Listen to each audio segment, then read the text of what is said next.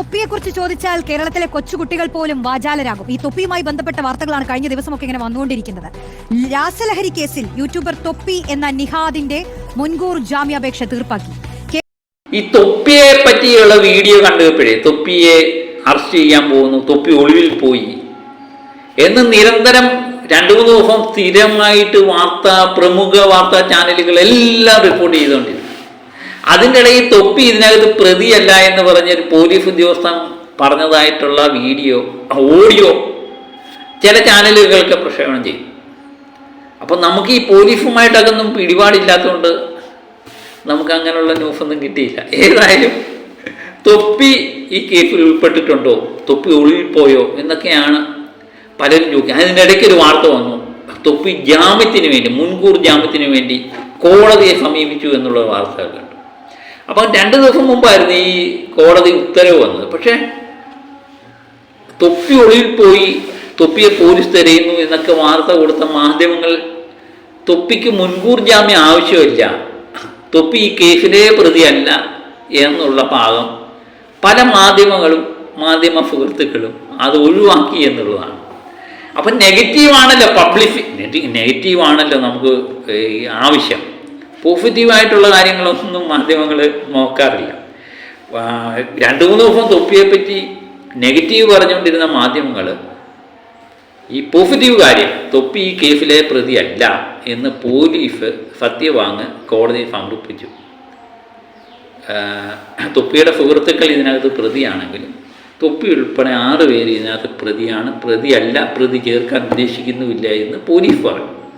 അതും പ്രകാരം മുൻകൂർ ജാമ്യം വേണ്ട എന്ന് കോടതി തീർപ്പാക്കി എന്നാണ് വാർത്ത വന്നത്. നമ്മൾ റിപ്പോർട്ടർ ചാനലിനകത്ത് ഇങ്ങനൊരു വാർത്ത വന്നായിരുന്നു. അവർ കുറച്ച് ഭാഗം അത് നമുക്കൊന്ന് കാണാം. പോലീസ് റിപ്പോർട്ടിന്റെ അടിസ്ഥാനത്തിലാണ് യൂട്യൂബർ തൊപ്പിയുടെ മുൻകൂർ ജാമ്യാപേക്ഷ തീർപ്പാക്കിയത്. എറണാകുളം പ്രിൻസിപ്പൽ സെഷൻസ് കോടതിയുടേതാണ് നടപടി. താമസ സ്ഥലത്തു നിന്ന് രാസലഹരി പിടിച്ചെടുത്തതിന് പിന്നാലെ യൂട്യൂബർ തൊപ്പി എന്ന നിഹാദ് ഒളിവിലായിരുന്നു. പോലീസ് കേസെടുത്തതിന് പിന്നാലെയാണ് നിഹാദ് ഒളിവിൽ പോയത്. ഇയാൾ മുൻകൂർ ജാമ്യം തേടി എറണാകുളം പ്രിൻസിപ്പൽ സെഷൻസ് കോടതിയെ സമീപിച്ചിരുന്നു. മുഹമ്മദ് നിഹാദും തൊപ്പിയുടെയും മറ്റ് 6 പേരുടെയും ജാമ്യാപേക്ഷ പ്രിൻസിപ്പൽ സെഷൻസ് കോടതി പരിഗണിച്ചു. എന്നിട്ട് ഇന്ന് പോലീസ് മുമ്പ് ഒരു അറസ്റ്റിന്റെ ത്രെട്ട് ഉണ്ടായിരുന്നെങ്കിൽ ഇന്ന് റിപ്പോർട്ട് നൽകി, അതായത് നിലവിൽ പ്രതികളല്ല എന്ന് പറഞ്ഞു. അതുകൊണ്ട് തന്നെ അത് പരിഗണിച്ച് അത് വെച്ച് ക്ലോസ് ചെയ്തു ബെയിൽ ആപ്ലിക്കേഷൻ നിലവിൽ. നിഹാദിനൊപ്പം സുഹൃത്തുക്കളായ 3 യുവതികളും മുൻകൂർ ജാമ്യം തേടിയിരുന്നു. ലഹരി കേസിൽ തൊപ്പിയുടെ ഡ്രൈവർ പോലീസിന്റെ പിടിയിലാതിന് പിന്നാലെയാണ് മുൻകൂർ ജാമ്യാപേക്ഷയുമായി തൊപ്പി കോടതിയെ സമീപിച്ചത്. ഈ മാസം 15-ന് തമ്മനത്തെ അപ്പാർട്ട്മെന്റിൽ നിന്ന് രാസലഹരിയുമായി 2 യുവാക്കളെ പോലീസ് പിടികൂടിയിരുന്നു. പിന്നീട് ഈ കേസിൽ തൊപ്പിയുടെ ഡ്രൈവർ ജാബിറും അറസ്റ്റിലായി. ഇതോടെയാണ് തൊപ്പി മുൻകൂർ ജാമ്യാപേക്ഷയുമായി കോടതിയിലെത്തിയത്. ഈ മുൻകൂർ ജാമ്യം എന്തായെന്നറിയാൻ വേണ്ടി തൊപ്പിയെ സംബന്ധിച്ച് എൻ്റെ നാട്ടിൽ എന്ന് പറയുന്ന തൊപ്പി വെറും പാവപ്പെട്ട ഒരു ചെറുക്കനാണ്, പാവം പിടിച്ച ഒരു ചെറുക്കനാണെന്ന് തോന്നുന്നു. കാരണം വായി കിടക്കുന്ന നാക്ക് അല്പം നടക്കിക്കഴിഞ്ഞാൽ വലിയ കുഴപ്പമില്ല.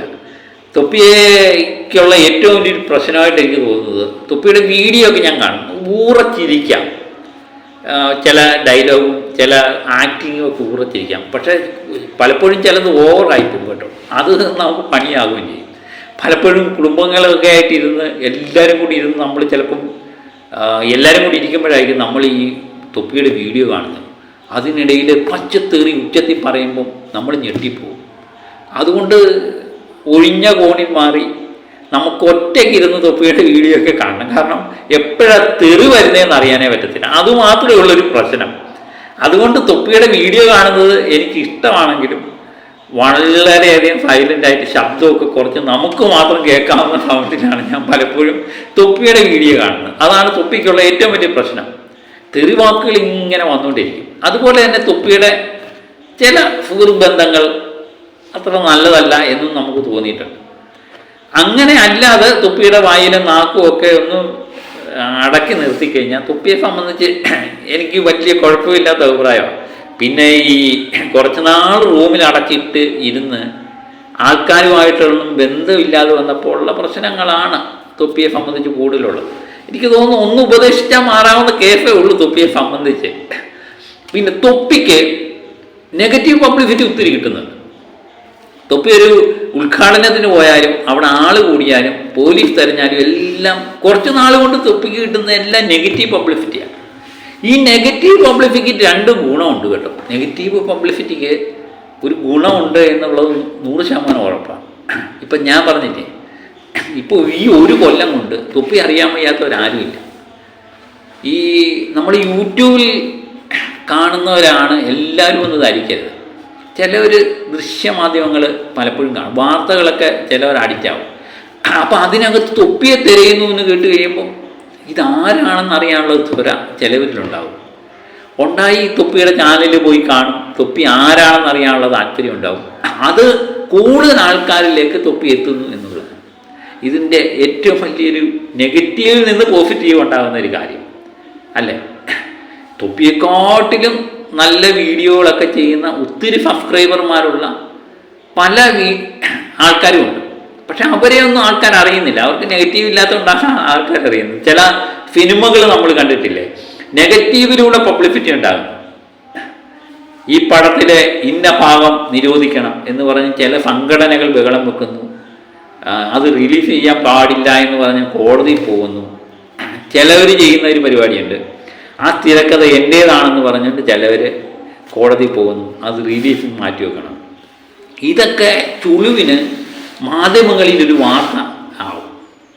വാർത്തയായി എനിക്ക് തോന്നുന്നു കോടിക്കണക്കിന് രൂപ മുടക്കി പബ്ലിസിറ്റി കൊടുക്കുന്നതിനേക്കാൾ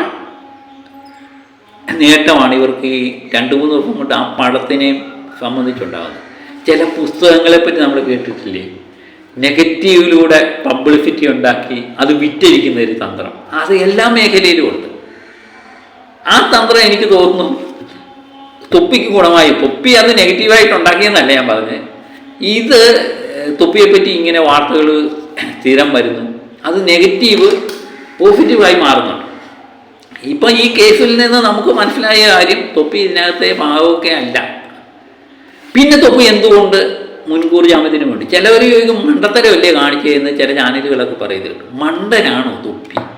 സത്യം പറഞ്ഞാൽ തൊപ്പി മണ്ടനല്ല, വളരെയധികം ബുദ്ധിമാനാണ്. കാരണം അത് തൻ്റെ സുഹൃത്തുക്കളെ അറസ്റ്റ് ചെയ്തു. ഒരു ജാമ്യം കിട്ടാത്ത കേസാണ്. അപ്പം സുഹൃത്തുക്കളെ അറസ്റ്റ് ചെയ്തു. ഒരു പക്ഷേ തന്നിലേക്കും അത് എത്താം എന്ന് അറിഞ്ഞതുകൊണ്ടാണ് തൊപ്പി മുൻകൂർ ജാമ്യത്തിന് വേണ്ടി പോയതും ഒക്കെ ചെയ്തത്. മുൻകൂർ ജാമ്യത്തിന് പോയത് കൊണ്ട് തൊപ്പിക്ക് ഒരു ഗുണമുണ്ടായി. മറ്റേത് നമുക്ക് ആ കേസ് എന്നിലേക്ക് വരുമോ, എന്നെക്ക് തിരക്ക് പോലീസ് വരുമോ എന്ന് ടെൻഷൻ അടിച്ചിരിക്കണമായിരുന്നു. ഇനിയിപ്പോൾ അത് വേണ്ട.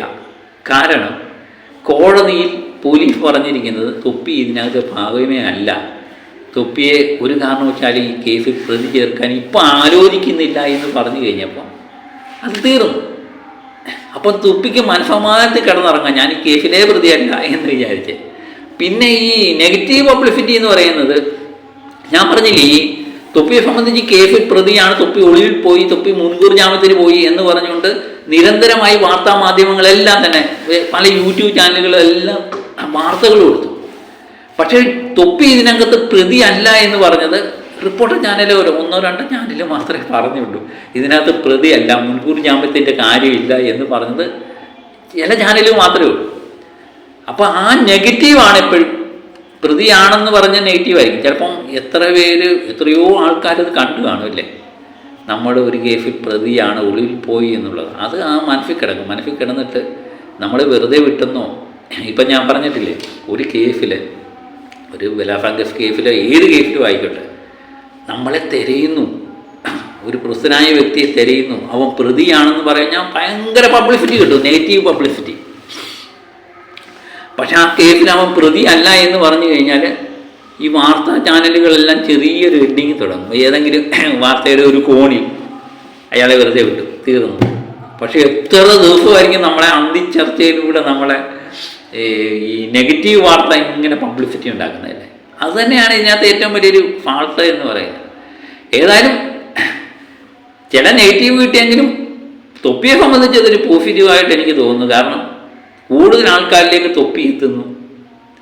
എൻ്റെ തൊപ്പി അല്പമൊക്കെ ഒന്ന് ഒതുങ്ങ് എന്ന് പറയുന്നത് വായിക്കിടക്കുന്ന നാക്ക് ഒന്ന് നേരെ ആക്കി കഴിഞ്ഞാൽ കൂടുതൽ പേരിലേക്ക് എത്തുന്നത് നല്ലതായിരിക്കും. കാര്യം തൊപ്പി ഇഷ്ടപ്പെടുന്നവരെല്ലാം കുട്ടികളാണ് എന്നുള്ളൊരു പ്രത്യേകതയാണ് കൂടുതൽ ഭൂരിഭാഗം.